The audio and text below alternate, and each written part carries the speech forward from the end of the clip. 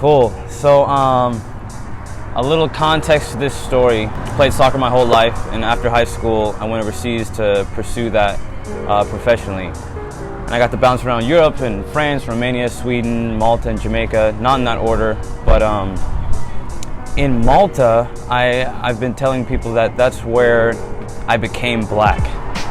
Now, I know that's like a weird thing to hear, but growing up here in Austin, grew up around predominantly white people. Love white people. This isn't like a video against white people or anything like that. I went to a private school, and I was the only black kid in that private school until the 7th grade, when my little sister got to that same school, and then we were the only two. It's safe to say that we were around nothing but white people. February would come around, Black History Month, and we would, study the civil rights and have all that sort of sensitivity training, if you will. In those classes or in those moments, all the little white kids are looking at me for the answers, as if, I was there. I didn't have any insight to give them.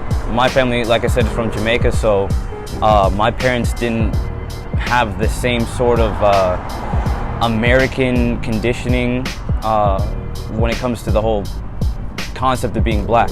I didn't really have all that much attachment to what it meant to be black. Fast forward to my time in Malta. Going to Malta at that point in time was actually more or less like stepping in a time machine, because at the time,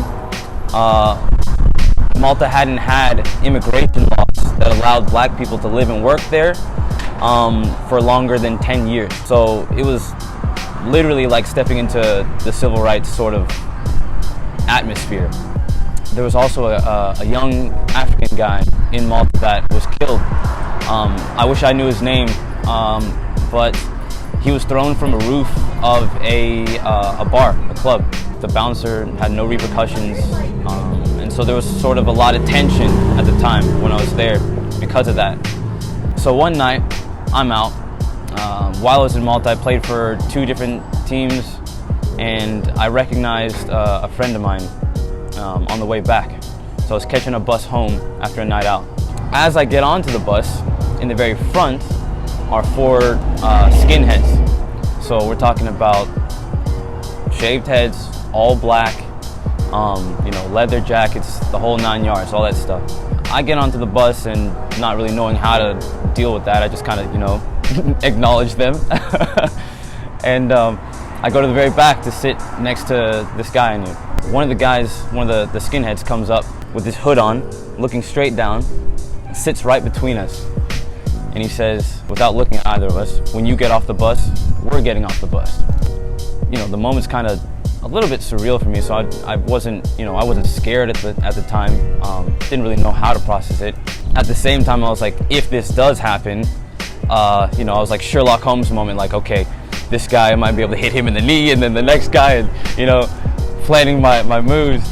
Sure enough, my stop came, and my ex-teammate was like, just stay on the bus, ride it all the way to the end. And I was like, I don't know Malta, I'm not gonna go all the way to the end of the terminus and then be stuck there with all these guys, and then I'd really be screwed. Jumped off the bus, sure enough, they surround me as I get off the bus.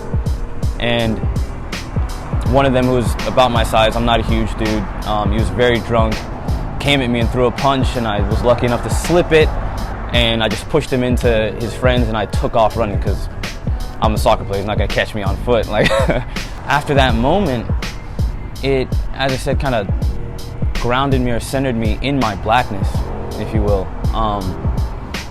Because like I said, growing up, when these kids are asking me for perspective or some sort of insight, I was never able to give them anything.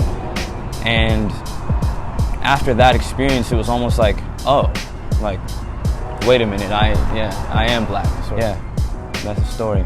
How I became black.